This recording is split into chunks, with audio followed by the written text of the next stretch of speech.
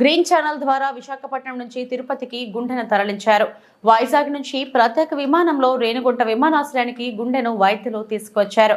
అక్కడ నుంచి green channel ఏర్పాటు చేసి ప్రత్యేక అంబులెన్స్ లో పోలీసుల సహకారంతో తిరుపతి శ్రీ పద్మావతి చిన్నపిల్లల హాస్పిటల్కు గుండె తరలించారు. ఇక్కడ ఓ రోగికి దీనిని అమర్చారు. ఈ ఆసుపత్రిలో 14 గుండె మార్పిడి శస్త్రచికిత్సలు విజయవంతంగా నిర్వహించారు. ఇది 15వ శస్త్రచికిత్స అని వైద్యులు తెలిపారు. చికిత్స పూర్తి కావడానికి 6 గంటల పైన పడుతుందని వైద్యులు పేర్కొన్నారు.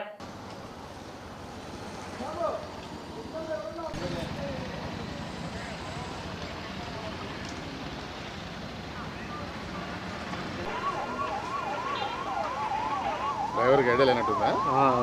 మమ్మల్ని ఫాలో కావాలి కదా.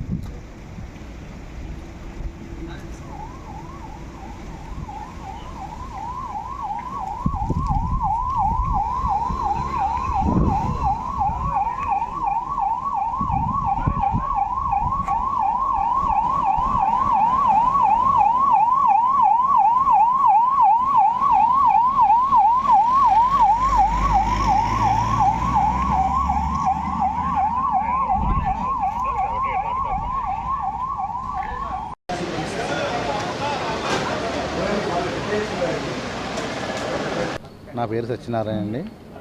పేషెంట్ పేరు వచ్చి విజయ్ కుమార్. మాకు అక్కగారు అబ్బాయి అవుతాడు. అక్కగారు అబ్బాయి 22 సంవత్సరాలు, ఎంఎస్సి కెమిస్ట్రీ చదువుతున్నాడు.